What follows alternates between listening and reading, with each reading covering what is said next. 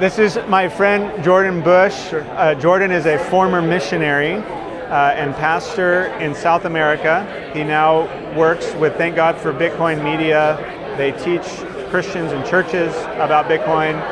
Jordan has spent a lot of time with Bitcoiners who, some of them are Christians, many of them are not. He has gotten really good at speaking kind of in both languages, the language of the church and the language of Bitcoiners. We're working with regular people, normal Christians who are really busy. They're not thinking about Bitcoin. They haven't thought about a lot of the political and economic questions that Bitcoiners are often excited about. You are really good at articulating the ways that money is a significant theme in Scripture. It's something that we can't not care about.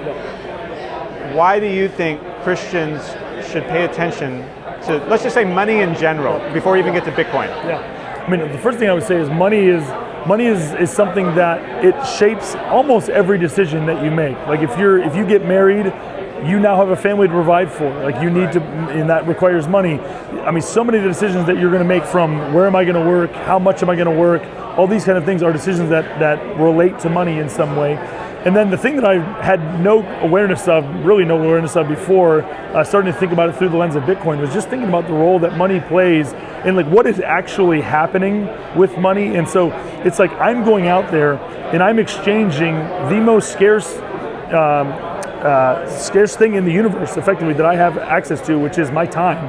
I'm going and I'm giving it in exchange for the service of others in the way that they normally recompense me for that denial of self and that loving of my neighbor is to pay me for it. And so they give me this thing, money, that's designed to be an apt exchange for my scarce time, attention, whatever it is. And so all throughout human history, I've come to find, all throughout human history, every civilization that you would ever want to be a part of prioritized having as one of the characteristics of money being scarcity would be one of these characteristics.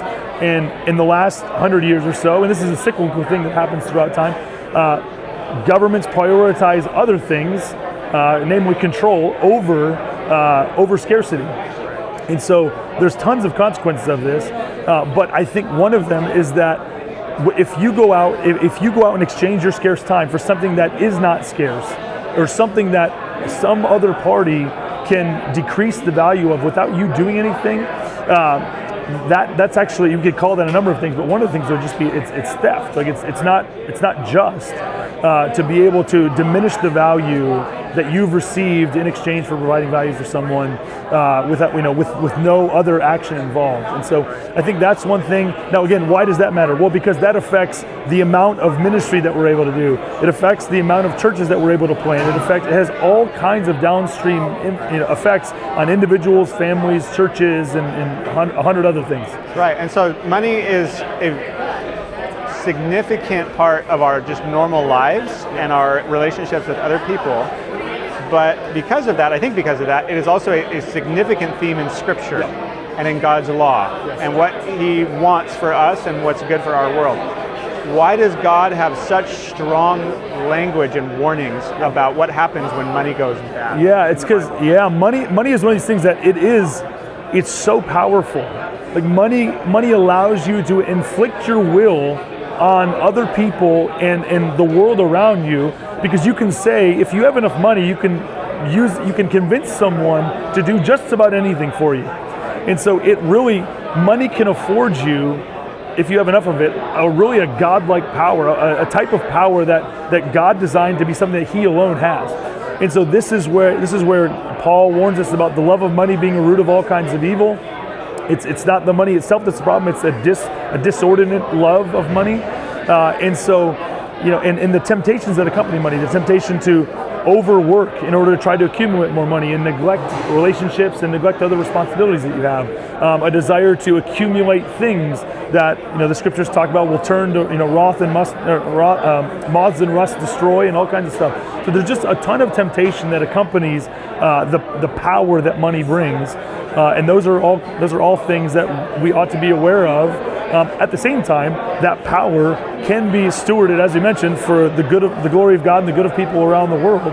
And so Christians ought to take seriously the power that money brings, and take seriously the fact that what you give money to, you give life to. Money breathes life into businesses and families and all this kind of stuff. And so it really is this sacred thing that happens when we give money in the form of a payment or in the form of a benevolent gift or whatever it is. So it's a really sacred and spiritual thing, and many other generations of people throughout the history of the church have recognized this, and for a number of reasons, it's something that we just don't see as clearly as a lot of them. Right. So you tell us a little more about how you discovered Bitcoin, some of it related to your experience as a missionary and as a pastor. Tell us about that, what pain points you were feeling that led you into it. So number one, I mean, as a missionary, it took me about 3 years to raise support, to my family, about 3 years to raise the money that we needed. And so again, because there's a lot of things, like we understand some of the temptations that accompany this, and I had the conviction in the beginning that I didn't want just people's money. I wanted people who were primarily devoted to what we were going to do, and wanted them to be like, okay, yes, we're totally in on that, and so because of that, we'll give you money. I didn't just want to look at people as like, you are a source of money. And so we refused to ask anyone for money. We told them what we're going to do, and so it took us a little bit longer, but the other side of that coin was that the people who supported us, we had almost no fall off of people donating to it. So that was a really cool thing. But then once we got to Uruguay, where we were missionaries, we found that half of our church members were Venezuelan immigrants. So these are people who, Venezuela is one of the most resource-rich places on earth. You're talking, in the middle of some of the financial crisis they had, gas was still 2 cents a gallon. I mean, it's just bonkers how resource-rich the area is. And so despite that, after a few years of Hugo Chavez and some of these other presidents and leaders instituting just basically socialist policies that just gave free resources, free benefits to the populace, you got to the point where the money that they used, which is just paper currency or digital representations of paper currency backed by nothing more than government promises, ended up becoming so worthless that the primary use for it was to turn it into art, to throw it in trash cans. And so this had a horrible effect on obviously individuals, families, all this kind of stuff. And it got to the point where many of the people who were in our church had been doctors, economists, just people who were in some cases making 6 figures per year in dollar terms. And then who 2 or 3 years later couldn't pay their rent.